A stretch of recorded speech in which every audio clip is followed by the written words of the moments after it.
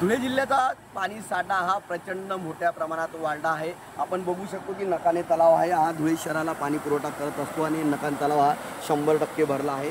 धुळे जिल्ह्याचा विचार केला तर संपूर्ण धुळे जिल्ह्यामध्ये गेल्या वर्षी मोठं पाणी टंचाईचं संकट होतं आणि दुष्काळाचा सामना धुळे जिल्ह्याला करावा लागला होता।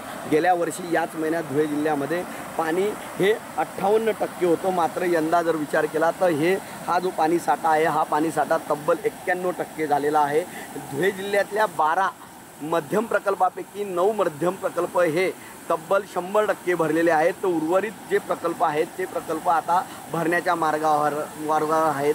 पूर्ण जर कधी लघु प्रकल्पाचा विचार केला तर 44 लघु प्रकल्प आहे, यात देखील 90%च्या वर पाणी साठा झाला आहे। त्यामुळे धुळे जिल्ह्यावरचं पाण्याचं संकट जे आहे हे आता सध्या तरी मिटलेलं आहे। गेल्या वर्षी मात्र याच महिन्यामध्ये मोठा दुष्काळ या ठिकाणी जिल्ह्यामध्ये पडला होता आणि या दुष्काळाचा सामना धुळे जिल्ह्याला करावा लागला होता। यंदा मात्र तब्बल 91% पाणी साठा झाल्याने आता धुळे जिल्ह्यावरचं पाणी टंचाईचं संकट आता दूर झालेलं आहे। त्यामुळे महापालिकेच्या वतीने आता तरी धुळे शहरवासियांना 1 दिवसाआड पाणी पुरवठा करावा अशी मागणी आता धुळे शहरवासी करत आहेत। मनीष मासुळे, TV9 मराठी, धुळे।